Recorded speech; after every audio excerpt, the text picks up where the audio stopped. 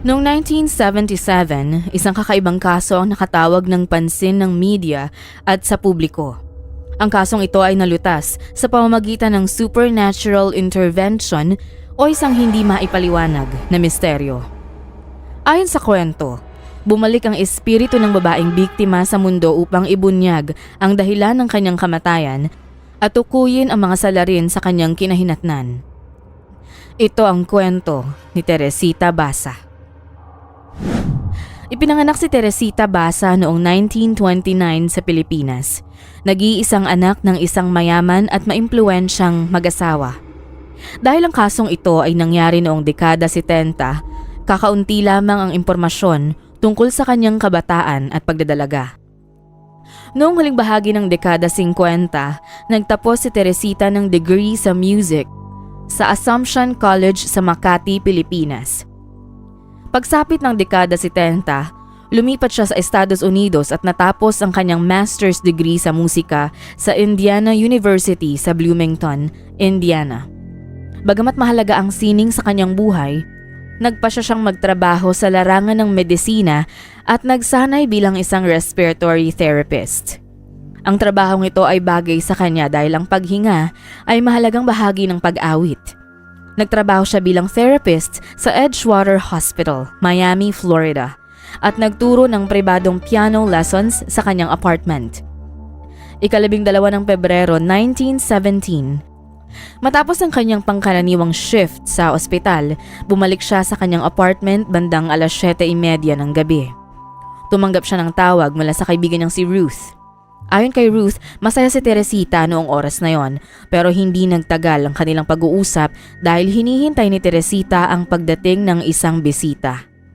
Hindi na tinanong ni Ruth kung sino ang bisita at ang mga detalye patungkol dito. Pagkalipas ng 1 oras at 10 minuto bandang 8:40 ng gabi, sina Marid at Catherine Nadsa na nakatira sa kabilang unit ni Teresita ay tumawag sa caretaker ng gusali upang ipaalam na may naamoy silang usok mula sa apartment ni Teresita. Hindi nila matukoy kung saan eksaktong nanggagaling ang usok, ngunit natuklasan ng caretaker na ito ay mula sa apartment 15, ang apartment ni Teresita. Nang hindi sumagot si Teresita sa kanyang mga tawag, agad niyang tinawagan ang mga bumbero at nagsimulang mag-evacuate ang mga residente. Nang dumating ang mga bumbero, puno na ng usok ang pasilyo.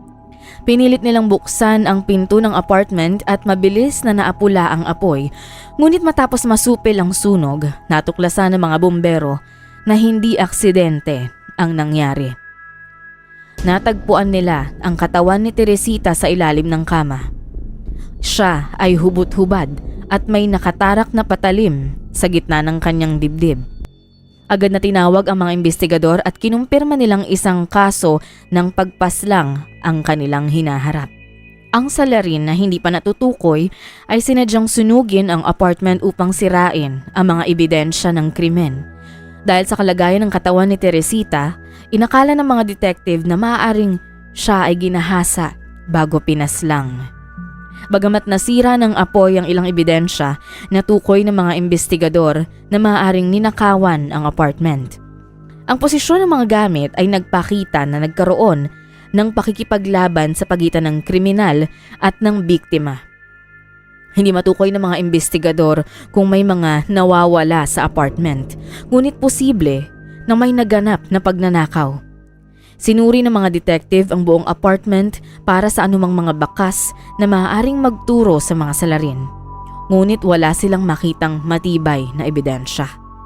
Isa sa mga ginamit na lead ay isang sulat na tila sulat kamay ni Teresita na nagsasabing, kumuha ng mga tiket ng teatro para sa isang taong may alias na AS. Walang ideya ang mga investigador kung sino si AS o kung kailan yon naisulat. Ngunit nais nilang matagpuan at makausap ang misteryosong taong ito.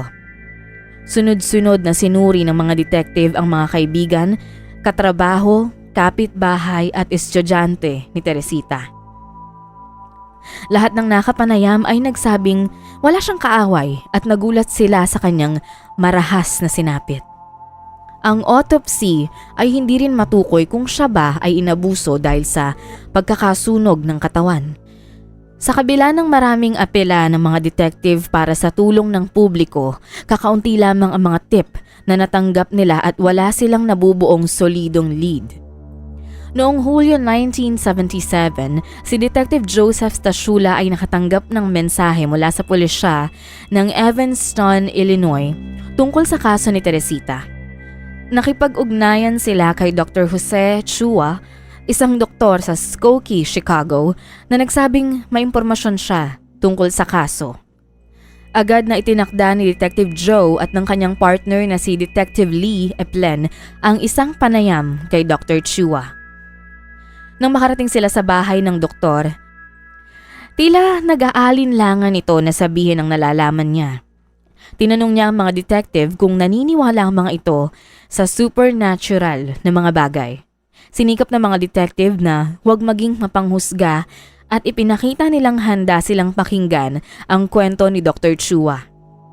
Ayon sa doktor, ang kanyang asawang si Remebias o Remy na isa ring Filipina ay sinapian umano ng espiritu ni Teresita. Nagsimula raw magkaroon ng mga kakaibang panaginip si Remy na may kinalaman kay Teresita. Noong unay binaliwala ito ni Remy, pero isang araw, habang natutulog siya, bigla siyang napasailalim sa isang trance at nagsimulang magsalita gamit ang ibang boses na tila hindi sa kanya. Sinabi ng boses na siya ay si Teresita at nangangailangan siya ng tulong. Ibinunyag ng boses na ang pumaslang sa kanya ay si Alan Showery. Ayon sa boses, pumunta si Alan sa kanyang bahay upang ayusin ang kanyang TV. Ngunit pinaslang siya nito. Matapos ang trance, nagising si Remy at hindi na naaalala ang mga sinabi niya. Sinubukang sabihin ni Dr. Joseph ang mga pangyayari sa kanyang asawa, ngunit tila wala talagang maalala si Remy sa nangyari. Isinantabi muna ni Dr. Joseph ang bagay na yon at hindi ito ay pinagbigay alam sa mga pulis. Makalipas ang isang linggo, muling nangyari ang trance o pagsapi kay Remy. Sa pagkakataong ito, galit ang boses. At tinanong si Dr. Joseph kung bakit hindi pa siya pumupunta sa mga pulis. Sinabi ng espiritu na ninakaw ni Alan ang mga alahas mula sa apartment ni Teresita, kabilang na ang ilang piraso na binili ng kanyang ama sa France para sa kanyang ina. Ang mga alahas na ito ay nasa pag-iingat na ng nobya ni Alan. Ang tinig ay nagbigay pa ng mga pangalan ng mga taong maaaring makakilala sa mga alahas. Hindi lubos na nauunawaan ni Dr. Joseph ang mga nangyayari. Ngunit dahil gusto niyang iligtas ang kanyang asawa mula sa isa pang kakaibang karanasan, nagdesisyon siyang tumawag sa mga pulis. Bagamat may pag-aalinlangan ang mga detective sa kanyang sinasabi, laking gulat nila nang tumugma ang pangalan na ibinigay niya sa mga inisyal na nakita sa sulat sa apartment. Alan Showery na tugma sa inisyal na AS. Kahit gaano pa ito kamisteryoso, ito ang unang matibay na pahiwatig na nakuha nila sa loob ng ilang buwan. Matapos magsagawa ng background check kay Alan, nadiskubre nilang malapit lang ang tirahan niya kay Teresita at nagtatrabaho rin siya sa Edgewater Hospital sa ibang departamento. Nang makausap ng mga detective ang ilang katrabaho ni Alan, nalaman nilang may ilang tao na naalala na sinabi ni Alan na pupunta siya sa bahay ni Teresita para ayusin ang kanyang telebisyon. Sa kabila ng hindi pangkaraniwang pinagmula ng impormasyong ito, kinakailangan na nilang kausapin si Alan. Pinuntahan nila ito nang walang pasabi sa kanyang apartment. Pagkatapos ng ilang pag-uusap, tinanong siya ng mga detective kung maaari siyang sumama sa istasyon ng pulisya. Sinabi nilang iniimbestigahan nila ang pagpatay kay Teresita at umaasa silang matutulungan sila ni Alan. Pumayag naman ito. Sa unang bahagi ng interogasyon, itinanggi ni Alan na pumunta siya sa bahay ng biktima. Ngunit nang sinabi sa kanya ng mga detective na may mga taong nakarinig na pupunta siya para ayusin ang telebisyon ni Teresita, binago ni Alan ang kanyang kwento at inamin na pumasok nga siya sa apartment. Ayon kay Alan, nang makarating siya doon, napagtanto niyang hindi niya dala ang kailangang tool sa pag-aayos ng TV. Umalis siya at sinabing tatawagan na lang muli si Teresita sa ibang araw. Ipinahayag ni Alan na agad siyang bumalik sa sarili niyang apartment kung saan kasama niya ang nobyang si Yanka Kamluk at may problema raw sila sa kuryente. Bagamat sinusundan nila ang isang lead na mula sa isang multo, unti-unting naniwala ang mga detective na meron silang matibay na lead patungkol sa salarin. Nagdesisyon silang hanapin si Yanka. Nang tanungin ng pulisya, pinabulaanan nito na may problema sa kuryente sa kanilang apartment sa araw na yon at ayon pa sa kanya, hindi rin marunong si Alan na ayusin ang mga ganitong bagay. Nang tanungin ng mga opisyal kung binigyan siya ni Alan ng mga regalo, sumagot siya ng oo. Ibinigay raw ni Alan sa kanya ang ilang piraso ng alahas. Sinabi ni Alan na ang mga yon ay late Christmas gift para sa kanya dahil kinailangan pa raw niyang mag-ipon para mabili ang mga yon. Habang nagsasalita si Yanka, hinahaplos-haplos niya ang isang kwintas at pendant sa kanyang liig. At napansin ng mga detective na may suot din siyang singsing na ginto at perlas.